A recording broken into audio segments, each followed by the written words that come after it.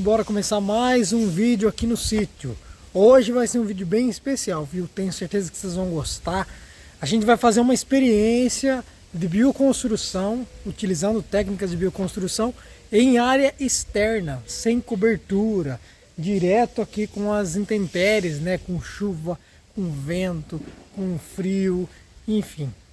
E é muito interessante porque a bioconstrução também pode ser usada nesse contexto, apesar de não muito comum, a gente não vê por aí com tanta facilidade, né? Mas é isso que a gente vai mostrar hoje. Mas tudo começou quando? Escolhemos deixar a carreira na engenharia antes mesmo dela iniciar para rodar o Brasil de bicicleta em busca de novos sentidos. Conhecemos várias experiências com foco em vida simples e autônoma. Agora chegou a hora de colocar a mão na massa e viver de um jeito mais autossuficiente junto da terra. Vamos nessa!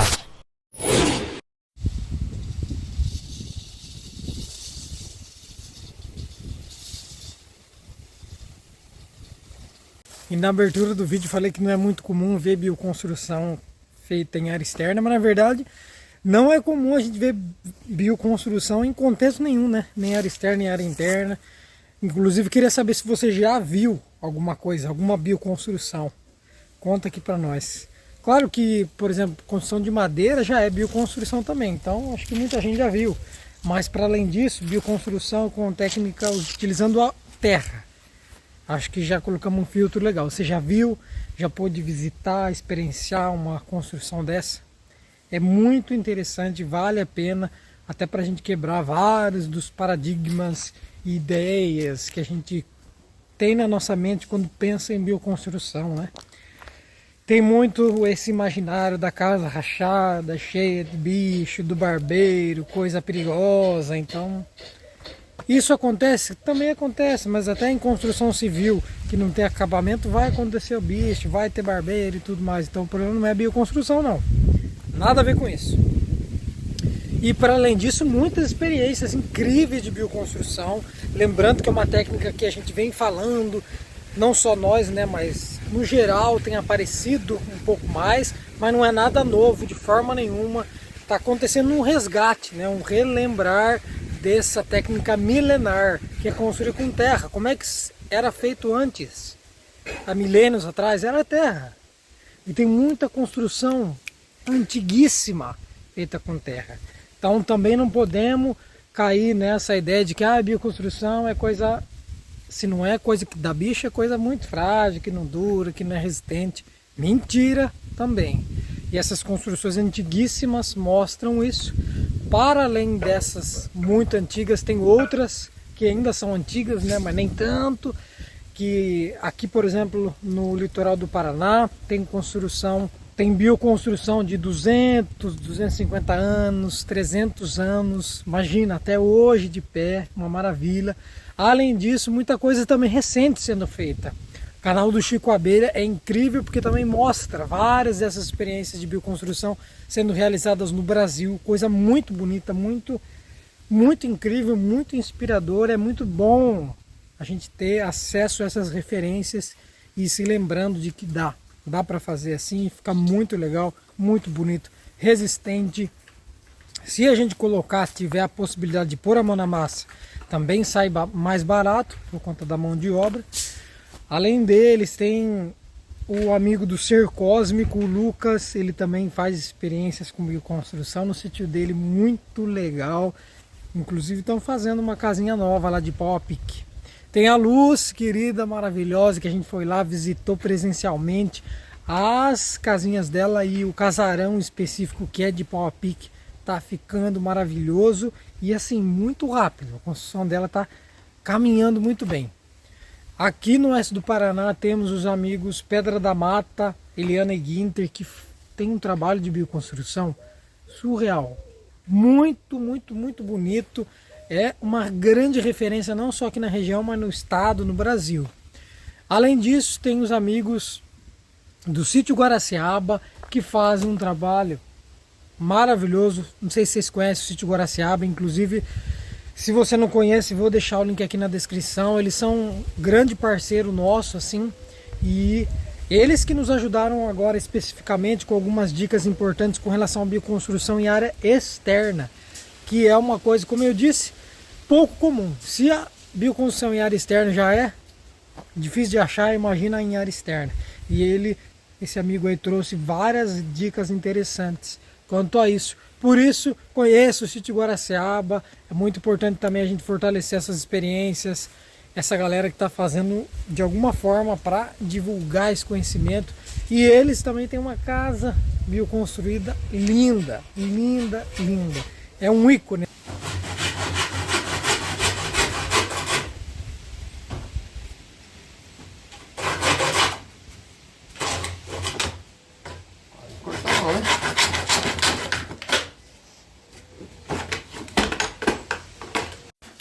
Bom dia, Nenê. Bom dia. Tudo bem? Tudo bem. Você estava falando aí da gente visitar o Guaraciaba? Nossa, temos que ir lá. Temos que programar. Tá próximo. Tá no perto, Santa né? Catarina, né? Guaraciaba é, inclusive, a cidade. Então, até legal saber dessa localização, né? Porque tem gente que às vezes é aqui da região. Meu Deus, parece que bioconstrução tem... Só nos vídeos do Chico Abelha, né? Que nem... Só em Minas Gerais? Só em Minas Gerais, né? O Chico traz, assim, uma gama de vídeos muito legal, assim, diversas técnicas, instrui muito bem, né? A forma que o Chico grava. Mas tem outros lugares também, então, oeste de Santa Catarina, eu acho que ele é uma grande referência ali. Nossa. No sul, aqui, né? Vamos lá então, hein? Vamos lá, temos que ir lá. Sai numa sexta de noite e chega lá. Pois é, vamos marcar isso aí. Já vou falar com ele aqui, hein? E aí, o que é que manda? Bom, gente, a gente vai conduzir uma prática numa oficina daqui uns dias. E como o tempo com a galera lá é curto, né? A gente tem que deixar algumas coisas adiantadas para otimizar ao máximo esse tempo. E aí agora a gente vai fazer só uma experiência rápida para fazer uns acertos dessa experiência de bioconstrução para a área externa, para ficar no jeitinho desse momento que a gente for fazer essa vivência com a galera lá na oficina. E hoje a nossa ideia é fazer essa bioconstrução área externa com a técnica de pau a pique. Por isso que você está lidando com bambu. Exatamente. Bambuzinho seco, né? Seco, tem que ser seco, porque evita daí da massa do barro descolar do bambu. Porque quando ele tá verde ele ainda trabalha, ele tá secando, né?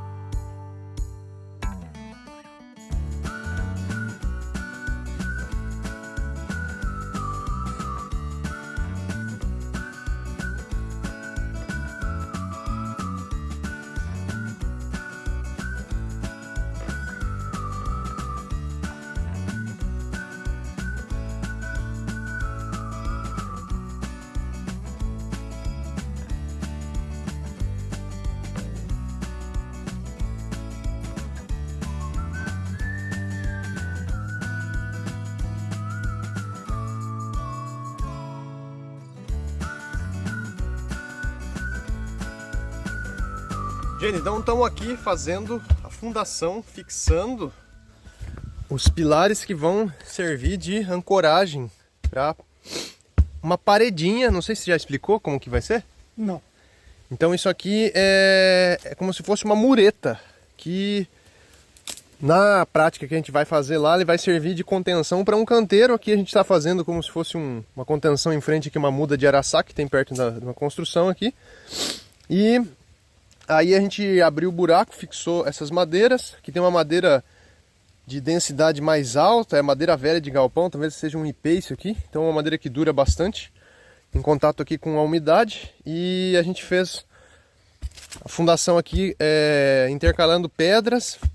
Põe umas pedras, pila, joga um pouquinho de terra, aí dá uma planada, depois mais uma camada de pedra, encostando sempre as pedras no pilar aqui, né? para ele dar essa estabilidade de não ceder para um lado e para o outro, né? Ficar bem firme. Depois a gente vai colocar umas pedras aqui na fundação, também dar uma pilada para deixá-las bem estabilizadas.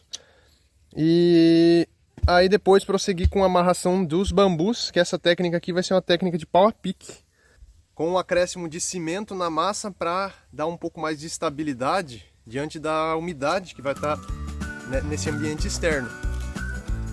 A hora que chegar na massa a gente passa mais detalhes para vocês.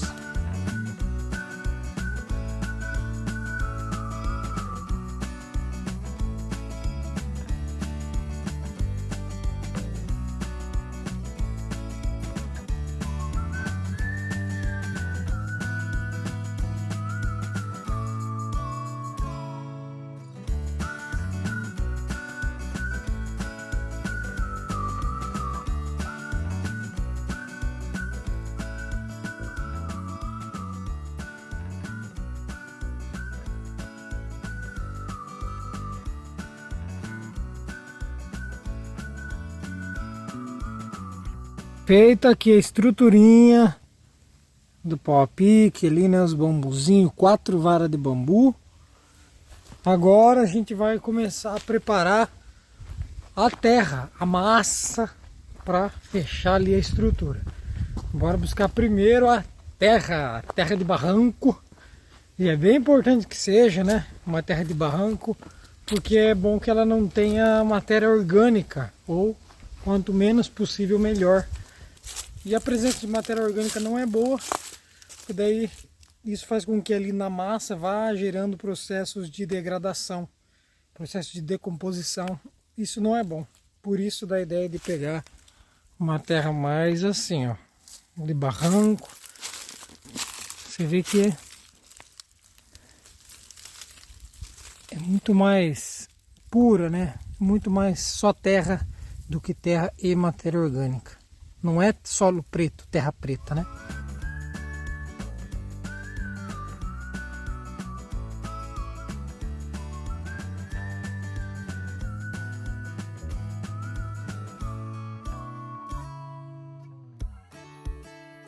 Eis que chegou a hora mais emocionante, né, da bioconstrução, sempre é mexer com o barro, com a terra. O Nene já tá ali, ó. Mas essa especialmente não vai dar para pisar, né, Nene? Não, vai dar, mas de bota. De bota, é verdade. Vai dar e vai precisar, né? Sim. Realmente. Mas o povo gosta da conexão com a terra, de sentir o barro no pé. Então isso não vai dar. É. Porque o cimento resseca a pele, né? E como é que foi as medidas, Lu, para quem quiser replicar essa massa ou entender como é que foi? A gente tem que dar uma corrigida na terra aqui, porque ela é muito argilosa no oeste do Paraná. Então, no geral, uns 70% de areia na composição do solo costuma criar misturas mais resistentes, mais estáveis nos diferentes modelos, nas diferentes técnicas de bioconstrução, né? E aí, como tem muita argila, a gente adiciona, aqui foram 3 partes de terra para 2 de areia, para dar uma corrigida. E aí a areia, se ela está em mais proporção, ela evita que uma terra argilosa como essa rache. Porque se for mexer só com a argila, a hora que ela seca, ela cria rachaduras bem grandes. E nem sempre a rachadura é bem-vinda, né? Tem uma situação no pau a pique que um pouquinho de rachadura depois até dá mais aderência no reboco, mas se rachar demais também não é tão legal. E a argila também é importante, uma proporção, porque ela liga, ela é essa coisa colenta, né? Mas a questão é a gente entender as proporções, tem que fazer umas análises, uns testes práticos para entender qual que é o teu solo e qual que é a mistura mais adequada para a técnica que você vai usar, né? Então não dá para pegar assim como uma receitona. Inclusive vou mostrar uma das nossas experiências aqui com pau a pique. E olha, é impressionante o resultado, é impressionante. É impressionante e é triste também. É triste a gente saber como a ideia dessa técnica é muito mal vista por aí, infelizmente, não é por acaso. mas estamos aqui para fazer esse trabalho contrário também. Mas ó, aqui é uma parede, então dá para ver. Rachou, dá para ver a estrutura também feita com bambu. Dá para perceber a palha usada para dar amarração. Isso aqui rachou, deu errado, não era para acontecer mesmo. O que faltou aqui é o reboco, né? Mas está tudo como deveria estar. E ali em cima foi um pedaço de teste de reboco com cal. Olha aí, ó. E já faz um tempo, viu, gente? Tem mais de um ano isso aqui. E ó. E ainda aqui por cima faz uma pintura ali com terra para deixar bem bonitinho, bem lisinho e pronto. Esse, ó, um lado tá assim, o outro lado já foi trabalhado. Olha aí, ó. Ou seja, dá para fazer muita coisa com técnicas de bioconstrução, parede interna. Aí aqui, essa massa, por ser interna, não precisa de cimento, né? Ela tá aqui, protegida de umidade e tudo, então bem tranquilo, sem cimento, dá para pisar de pé descalço, é uma delícia. Área interna, área externa, aquela experiência, então muito versátil. Temos que nos apropriar dessa tecnologia, desse baita conhecimento que é ancestral.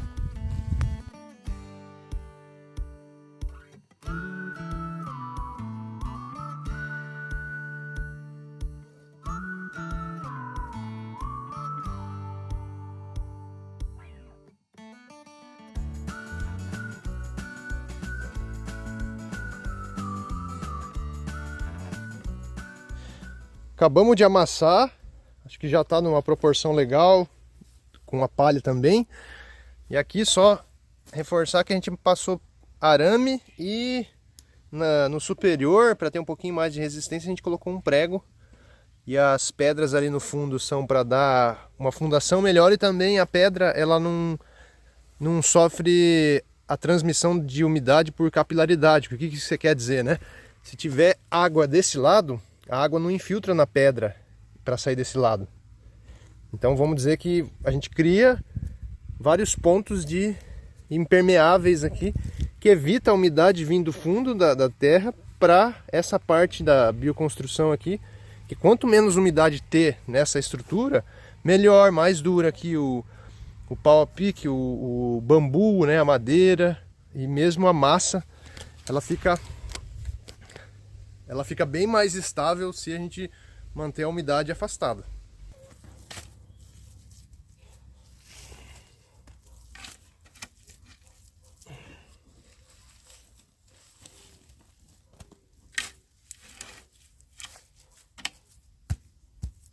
Aqui dá pra dar uma caçocada.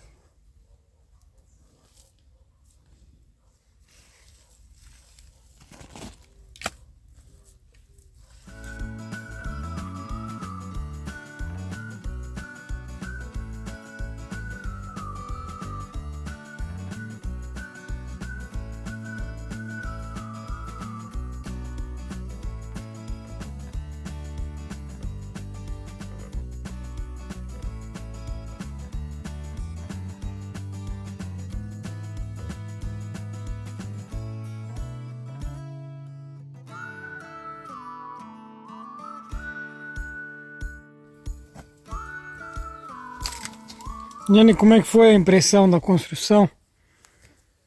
Bem legal, gente. Até então, normal. Não temos nenhuma diferença, né? Porque a gente só vai ver quando secar realmente, e para sentir o quanto o cimento vai estabilizar na massa. Porque assim, na mistura, a única coisa é que ele come mais a mão, né? Isso já é perceptível. Eu usei sem luva, mas também como é um trabalho curto, já sei o quanto minha mão aguenta no cimento, mas você vê já que ela fica ressecada, assim. Mas se for mexer mais, com certeza já começa a incomodar. E a gente perde até digital às vezes da mão. Agora veio seco. Depois disso vem uma camada de reboco com cal e ainda uma pintura. Porque esse reboco, essa pintura é o que também vai dar uma proteção com relação à água, né? Para não ficar essa massa estrutural, como ela tem mais terra, né? Ela fica um pouco mais frágil à umidade. Então a gente vai criar uma cobertura um pouco mais impermeável, que é o reboco e a pintura. Os furinhos para depois facilitar a aderir. Podia ser até mais fundo, aderir a reboco. E, gente, é muito legal fazer a bioconstrução, porque você imagina, né? Se a gente fosse pensar uma mureta de alvenaria, de onde que vem os materiais, quanto que custa isso no aspecto ambiental. Por exemplo, se pensar os tijolos, precisa haver uma mineração, uma extração, depois tem que ser carregado para a olaria. Na olaria, é colocado nas formas, vai para dentro dos fornos. O barro, para ele virar essa cerâmica que a gente conhece resistente à água, ele tem que queimar de ficar vermelho, né? Você imagina a temperatura que tem que chegar e imagina o quanto de energia de madeira que às vezes é queimada para fazer um pedaço de barro que está seco ali vermelhar de tão quente, né? Para ele se transformar na cerâmica. E depois disso tudo ainda carregar o tijolo para vir até aqui e a gente montar, sem contar também o cimento, que eu não sei ao certo quanto mais de cimento talvez poderia acabar sendo usado, né? Talvez não seria muita diferença, porque a gente também está colocando a porcentagem aqui, né? Mas em situações de bioconstrução que a gente não usa nada de cimento, o cimento também é um material que tem um grande impacto, porque ele é uma rocha que depois também é queimada, para ele criar essa propriedade de que quando a gente mistura e seca vira uma pedra artificial. E a mesma coisa, né? Tem que minerar, tem que queimar, gastar muita energia para transformar ele desse jeito, pôr no caminhão, queima petróleo, queima combustível.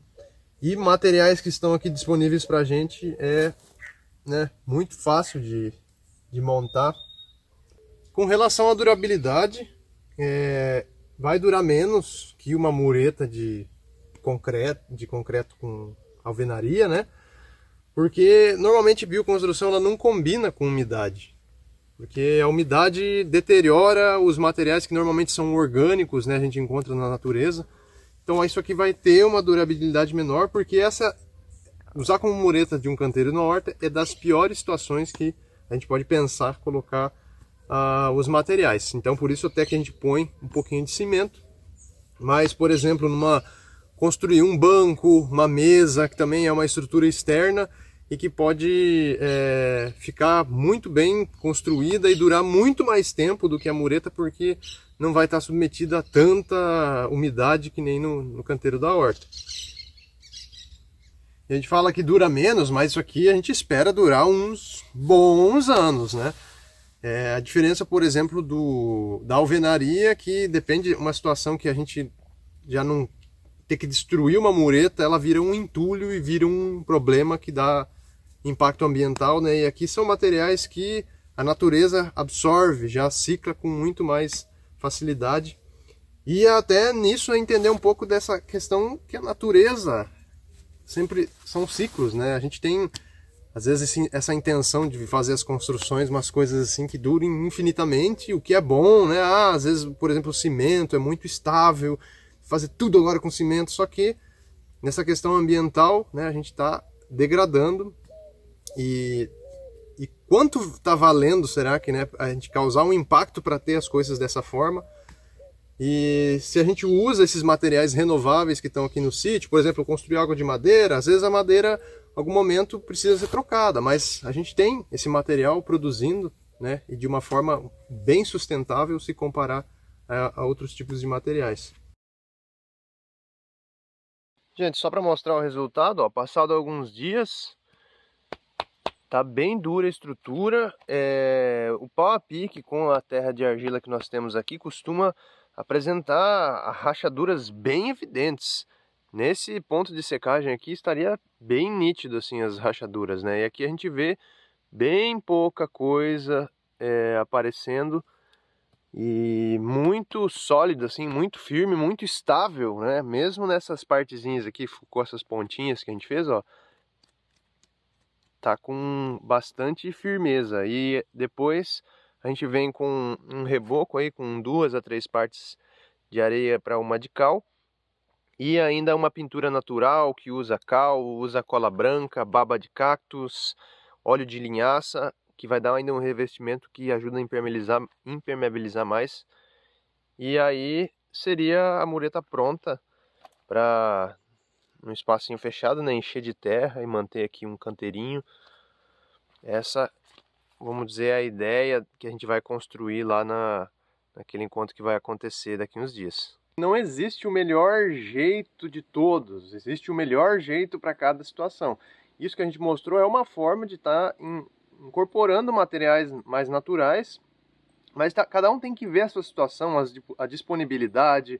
Pode acontecer que alguém fale, mas eu quero uma mureta de horta que dure infinitamente. Às vezes, se a pessoa tem essa necessidade, tem disponibilidade de pedras, por exemplo, dá para fazer com pedras, assentando com uma massa de cimento convencional, tá incorporando material mais natural. Também dá para fazer de madeira, tem situações que dá para fazer com tábuas ou mesmo com tronco. Por exemplo, aqui a gente tem uma disponibilidade boa de eucalipto. Se eu precisasse levantar um canteiro, às vezes eu poderia cortar, colocar 2 a 3 troncos ali de 10, 15 centímetros um sobre o outro, amarrá-los e aí já daria um canteiro elevado também. É uma forma de estar aproveitando. Então, cada situação a gente observa e vê o que fica melhor. Se vocês gostaram desse vídeo, deixa aí nos comentários o que achou, se já tinha pensado sobre isso. Não esquece de comentar, compartilhar com os amigos, deixar o like, isso ajuda bastante. E ainda quero deixar um agradecimento especial aos queridos apoiadores que fortalecem muito esse processo. A gente está gravando, a gente está compartilhando esses aprendizados que a gente vem também acumulando aqui com as experiências expandindo mundos. Valeu, turma, e sempre avante!